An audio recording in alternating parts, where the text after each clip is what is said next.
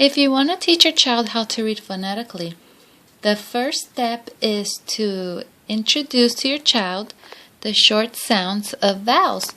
One way to indicate that you are working with short sounds is to write a brief on top of each letter.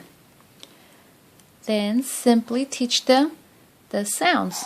For instance, A says apple.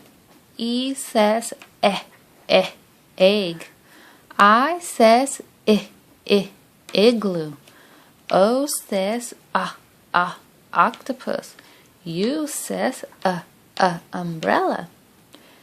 Then you simply say the sounds a, e, I, o. A, e, I, o. And that is your first step.